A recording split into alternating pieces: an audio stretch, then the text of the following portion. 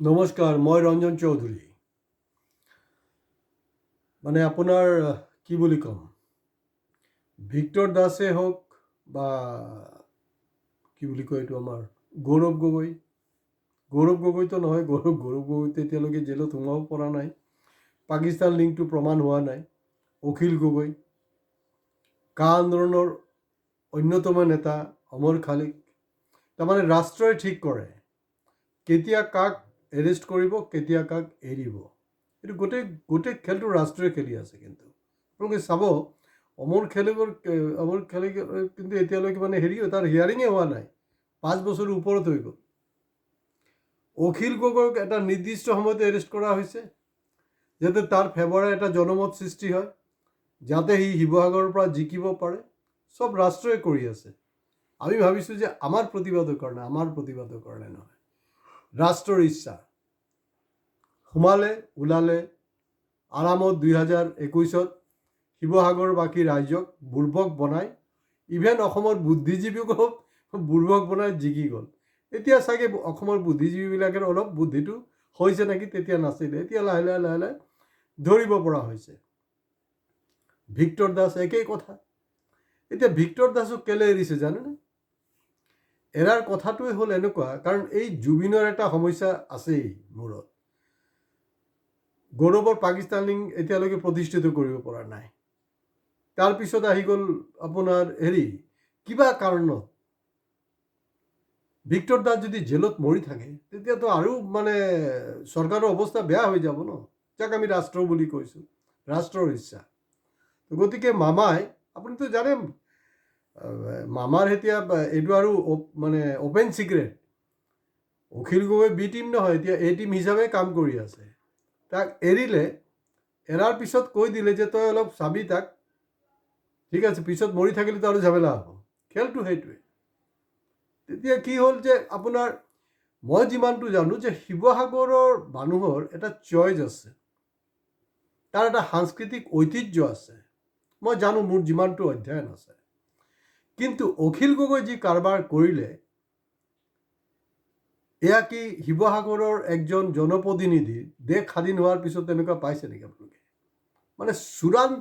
চূড়ান্ত অভদ্ৰতামি, লেংগুৱেজৰ মাই বাপ নাই, যি কৰিব লগা আছে চব কৰিলে। গতিকে 2026 এই অখিলক ভোট দিয়াতকৈ তাত যদি বিজেপিৰ কেণ্ডিডেট থাকে, তাকে ভোট দিয়ক। কংগ্ৰেছ কেণ্ডিডেট বা বেলেগ কেণ্ডিডেট কোনো হয়। কিন্তু অখিলক দিয়াৰটো আপোনালোকৰ যে চিন্তা শক্তিটো কিমান অৱনতি হৈছে, এইটো কিন্তু প্ৰমাণ হৈ যাব। এইটো প্ৰমাণ হ'ব। আৰু এই বস্তুটো কিন্তু গোটেই অসমবাসী এইটো আপোনালোকৰ শিৱসাগৰবাসীৰ ওপৰত কিন্তু চকু এটা আছেই। এই যে চুমা যে কাৰবাৰটো হ'ল, তো সেইখিনিত মনত পৰিছে মোৰ এই অমিতাভ বচ্চনৰ খুব ছুপাৰ ডুপাৰ হিট এটা পিকচাৰ আছিলে, হাম। তাত গানা এটা আছিলে দেই। এটা সময়ত ভালকৈ মই গান গাব পাৰিছিলোঁ, কিন্তু এতিয়া নোৱাৰোঁ আৰু ৰিস্ক নলৈ চুটিকৈ ক'ব বিচাৰিছোঁ। চুমা জুমা দে দে, চুমা দে দে চুমা, টিক চাক তেনেকৈ গৈ আছিলে। খুব মিউজিকৰ বঢ়িয়া গানা হিট। জুম্মা তাৰ হিৰইনক অমিতাভ বচ্চন কৈ আছে, জুম্মা জুম্মা জুম্মা জুম্মা জুম্মা, ভেৰি হিট গান। এইটো শুনিব, এতিয়াও আছে, উপলব্ধ আছে, শুনিব। তাৰ লগত সেইটো মই এটা খাপ খোৱা পাইছোঁ। আৰু এই কাৰবাৰটো কৰাৰ পিছত কি হ'ল, সমাজ মাধ্যমত সেইটো খুব বেয়াকৈ তাৰ অখিলৰ লেংটা কৰি দিলে মানুহে। তাৰ যে ৰুচি, একজন বিধানসভাৰ বিধায়ক এই ধৰণৰ ৰুচি হ'ব লাগে নেকি, সেই বস্তুটোক এতিয়া গাপ দিয়াৰ কাৰণে তেওঁ বেলেগ কিবা কিবি নেৰেটিভছ দি আছে।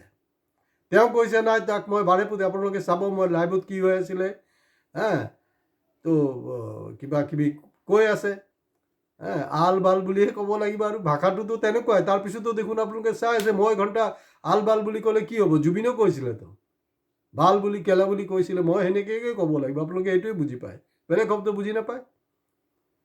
ভিক্টৰ এটা সি কৈছে যে অসমীয়াক ভাল পায়, অসমৰ তাক হৈ অসমীয়াৰ হৈ সি দালালি কৰিছে অখিল। অসমীয়াক যদি কোনোবাই সৰ্বনাশ কৰিছে, যিকেইটা লিষ্ট আছে টপ 10ৰ ভিতৰতো অখিল গগৈ নিজেও আছে। কা আন্দোলনত কি কৰিলে, কৃষক আন্দোলনত কি কৰিলে? আৰু তাতকৈ ডাঙৰ কথাটো হ'ল যে এই ভিক্টৰ দাসৰ যি কথা বতৰা, এনেকুৱা সংস্কৃতি অসমৰ মানুহে নিবিচাৰে, অন্তৰৰ পৰা নিবিচাৰে। যেতিয়া সেই বিষয়টোক লৈ খুব সমালোচনা হ'ল, তেতিয়া তেওঁ অখিলে সেইটো কাউণ্টাৰ দিবলৈ চেষ্টা কৰিলে। নাই, তাৰ মা আহিছিলে, কোনে ফোন কৰিছিলে, এইটো আল বাল সেইবিলাক কিবা কিবি বকিলে। বকাৰ পিছত এতিয়া কি হ'লগৈ, মানে নাই মই তাক বাৰেপতি মানা কৰিছোঁ, বেয়া কথা নকবি। আৰে ভাই, তই যদি কৈ আছ যে বাৰেপতি তাক বেয়া কথা নকবি, আকৌ চুমা কেলে খাই আছ? মোৰ কথাটো সেইটোৱে, চুমা কেলে খাই আছ? আমাৰ ঘৰৰ ল'ৰা ছোৱালী যেতিয়া ভাল ৰিজাল্ট কৰে, বা ইমান স্পৰ্টছতো দেখা গৈছে, ভাল যদি খেলে, বাকী প্লেয়াৰবিলাক আহি তাক মানে কোচাত উঠাই লয়, চুমা খায়। আমি ঘৰৰ ল'ৰা ছোৱালী ছাত্ৰ ছাত্ৰীৰ ক্ষেত্ৰতো দেখিছোঁ, এইটো এটা ইম'চনেল এক্সাইটমেণ্ট আহে, এইটো হয়। পিছলৈ সেই বুঢ়া বেটা এটা দাড়িয়ালা এটাক চুমা খাই আছোঁ আৰু সেইটোক ডিফেণ্ড কৰি আছে। তো চুমা খাই, আমি যেতিয়া চুমা খাওঁ, তাৰমানে কাৰোবাক সেইটো এক ধৰণৰ আশীৰ্বাদ বা কাৰোবাক আমি উৎসাহ যোগোৱাৰ চেষ্টা কৰি আছোঁ, সেইটোৱে। সি অহৰহ মানে বেয়া শব্দ, অসাংবিধানিক কথা বতৰা পাতি আছে আৰু সি অখিলে কণ্টিনিউৱাছলি চুমা খাই আছে। তো সেই চব বস্তুৰ এটা লিমিট আছে ন। তো অখিলে এতিয়া মোৰতো এটাই ভাই আফচোচ লাগিছে, বন্ধুসকল, ভিডিঅ'টো প্লিজ আপোনালোকে শ্বেয়াৰ কৰিব। কাৰো বাপৰ হিম্মত নাই, কোনো এংকাৰৰ হিম্মত নাই মোৰ নিচিনাকৈ কথা পাতিব। অখিলক চবেই ভয় খায়। এতিয়া বহুত দিন পিছত চুমাটো মৰাৰ পিছত অলপ অলপ কিবা কিবি ভাইৰেল কৰিছে নহয়। যদি আপোনালোকে বিচাৰে মইতো অখিলক লেংটা কৰি দিব পাৰিম তাক, মই তাৰ ইমান মানে খেল জানো। এতিয়া কেতিয়াবা সন্দেহ হয়, যেতিয়া নামনি অসমত গৈ গৈ কোনোবা মহিলাক মানে মিয়া মহিলাক, উচ্ছেদিত মহিলাক আকৌ চুমা খাই দিয়ে, কেতিয়াবা ভিক্টৰ দাসক চুমা খায়। চইচ বুলি একোৱেই নাই ভাই, তোৰ ছেক্স থাকিব পাৰে, অভাৰ ছেক্স হৈছে। আৰু ছেক্স লৈ মোৰ এতিয়া সন্দেহ আছে, এইটো কি হোমো ছেক্স নে নৰ্মেল ছেক্স? ক'ৰবাত মাইকী মানুহক চুমা খাইছোঁ, ক'ৰবাত ভিক্টৰক চুমা খাই আছোঁ, এইটো হৈছেনো কি? সব বস্তুৰ এটা লিমিট আছেতো, সব বস্তুৰ লিমিট আছে। এইটো মাত্ৰাটো চেৰাই গৈছে কাৰবাৰটো। তো গতিকে জুবিন আজি থকা হ'লে মইতো এটলিষ্ট, আপোনালোকে ন্যায় বিচাৰিছে, কি ন্যায় হ'ব মই সেইবিলাক সম্পৰ্কে ইতিমধ্যে ব্যাখ্যা কৰিছোঁ। অহা দিনত আৰু ভয়ংকৰ কিছু বস্তু মই খোলাচা কৰিম। কিন্তু জুবিন থকা হ'লে 2026ৰ ইলেকশ্যনটো এনেকৈ জমৰিব পৰা নাই। কিন্তু জুবিনে কিন্তু এনেকুৱাকৈ গান, এনেকুৱাকৈ কবিতা, এনেকুৱাকৈ মানে কাৰবাৰ কিছু কৰিলে হয়, এই চব এই জুম্মা চব উৰি গ'লে হয়। আজি ইয়াত শেষ কৰিছোঁ। নমস্কাৰ। প্লিজ ছাবস্ক্ৰাইব কৰিবলৈ নাপাহৰিব।